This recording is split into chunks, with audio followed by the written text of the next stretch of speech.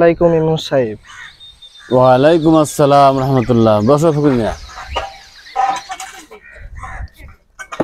ইমাম সাহেব কি বিষয় নিয়ে আলোচনা হচ্ছিল? এখানে কুরবানির বিষয়ে আলোচনা হচ্ছিল। ইমাম সাহেব, আমার একটা প্রশ্ন ছিল। হ্যাঁ, বলেন। ঋণ থাকলে কি কারো কি কোরবানি হবে? সুন্দর বলেছেন।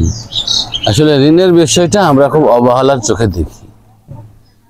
যদি কোনো ব্যক্তির ঋণ থাকে আর ঋণদাতা যদি তাকে সময় দেয় যে ঠিক আছে আপনি আমার ঋণের টাকাটা পরে পরিশোধ করেন, এখন আপনি কোরবানি করেন, এই সুযোগ যদি দেয় তাহলে সে তার দ্বারা কোরবানি হবে।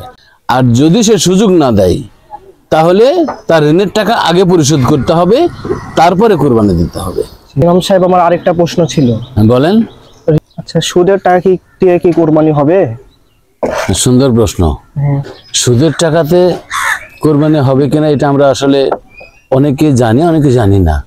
কিন্তু আল্লাহ রাব্বুল আলামিন বলছেন ওয়াহাল্লাহুল বাইআ ওয়া হারামার রিবা, অর্থাৎ তোমরা আল্লাহ পাক ব্যবসাকে হালাল করেছেন আর সুদকে করেছেন হারাম। যেহেতু আল্লাহ পাক নিজেই বলছেন যে সুদ হারাম, সেহেতু সুদ হারাম টাকা দিয়ে কোরবানি করা যাবে না। তো ঠিক আছে, সবাইকে ধন্যবাদ। আমার একটু জরুরি তাড়া আছে, হ্যাঁ, আমি গেলাম। আপনারা থাকেন। হ্যাঁ, আসসালামু আলাইকুম ওয়া রাহমাতুল্লাহি ওয়া বারাকাতুহু। ওয়ালাইকুম আসসালাম। আসসালামু আলাইকুম স্যার। ওয়ালাইকুম সালাম। কেমন আছো ফকির মিয়া, ভালো আছো? আলহামদুলিল্লাহ, ভালো আছি। কি করছো সবাই তোমরা এখানে? ইমাম সাহেব আসছিল, আসার পর আলোচনা করছিল যার সুদ, যে সুদ খায় আর যে তার ঋণ আছে তাদের হলো কোরবানি হবে না, সেই বিষয় নিয়ে আলোচনা করছিল। শোনো ফকির মিয়া, টাকার গায়ে কি হারাম লেখা আছে? সুতরাং সেটা হারাম হয় কিভাবে? আর মোল্লাদের সব কথাই কান দিতে নাই, বুঝলা? আরেকটা কথা শোনো, কুরবানি করা সওয়াবের কাজ। সুদের টাকা দিয়ে কুরবানি হবে না তো কি হয়েছে? কুরবানির সওয়াব আর সুদের টাকার পাপ দুটোটা কাটাকাটি, বুঝলা? মাঝখানে গোস্তগুলো কি করবা? ওই গোস্তগুলোই হচ্ছে আমাদের লাভ, বুঝলা ফকির মিয়া? জি স্যার, বুঝলাম। ঠিক আছে, সবাই যে যার কাজে যাও, বেলা হয়ে গেছে, আমি উঠলাম, বুঝলা? ওয়ালাইকুম আসসালাম ওয়া রাহমাতুল্লাহ।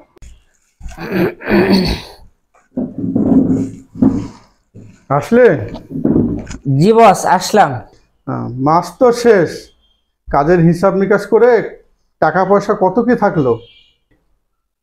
বস, 1.5 লক্ষ টাকা ক্যাশ আছে, ওই ব্যবসা থেকে আছে 1 লক্ষ টাকা, আর সুদ মানে ইন্টারেস্ট থেকে আছে 50,000 টাকা, মোট 1.5 লক্ষ টাকা ক্যাশ আছে বস। ও, 1.5 লক্ষ টাকা? কুরবানির আর কয়দিন আছে রে? দেখে আমাকে জানা, কুরবানির গরু কিনতে যেতে হবে। বস, 17 তারিখে তো ঈদ, আর মাত্র 7 দিন বাকি আছে। কাল সকালে গরু কিনতে যেতে হবে, রেডি থাকিস। ঠিক আছে বস।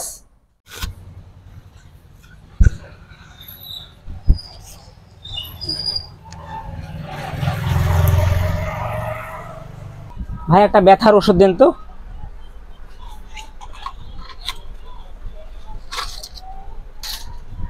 ভাই, গরু কিনা হলো? না ভাই, কিনবো, দেরি আছে। আসসালামু আলাইকুম ওয়া রাহমাতুল্লাহ। ওয়ালাইকুম সালাম ওয়া রাহমাতুল্লাহ। পাড়াপাড়ি দেখে মনে হচ্ছে কোথাও যাচ্ছেন। গরু কেনার জন্য বের হয়েছে ভাই, দেরি হয়ে গেল। ভাই মনে হয় পেরেশানিতে আছেন, তাই হয়তো ভুলে গিয়েছেন যে কোথাও গেলে ইনশাআল্লাহ বলতে হয়।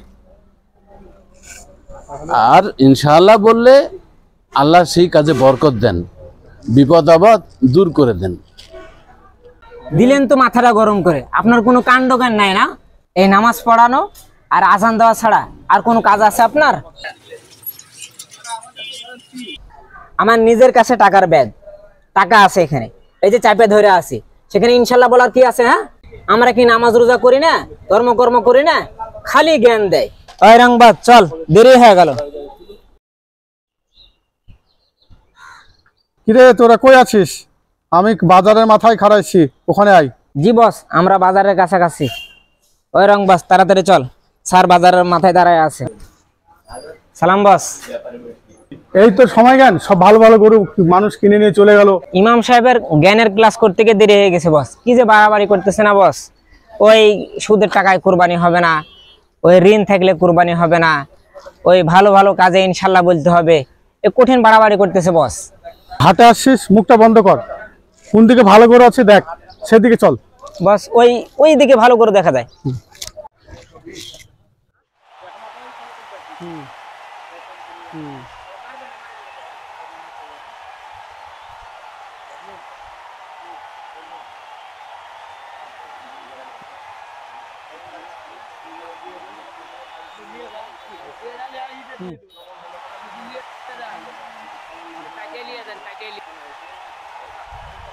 হ্যাঁ, এটা বয়স কত? 2 দাঁত। হ্যাঁ, দাম কত? 2 লাখ। গরু আমার পছন্দ হয়েছে। হ্যাঁ স্যার। বেচা, এবার আপনি বেচার দামটা বলেন। চাইলাম 2 লাখ টাকা, হ্যাঁ, আপনি 20 এর কম দিন। গরুটা আমার পছন্দ হয়েছে, 1.5 লাখ দিব। 1.5 লাখ হলে আমি নিব। গরুটা আমার পছন্দ হয়েছে। না দেন চলে যাব, অন্য গরু দেখবো। এই তোরা চল। জানেন না বস, দেন টাকা দেন। এই টাকা দে। জি বস, দিতেছি।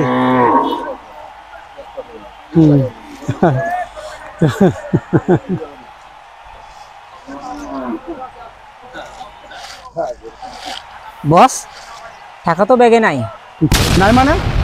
ভালো করে দেখ। এখানে তো রাখছিলাম বস, পাচ্ছি না। দেখি ব্যাগটা।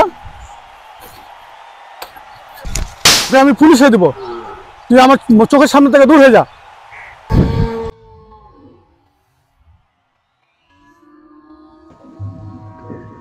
একদিন চলে যাব পৃথিবী ছেড়ে, ভুলে যাব জীবনের সব স্মৃতি।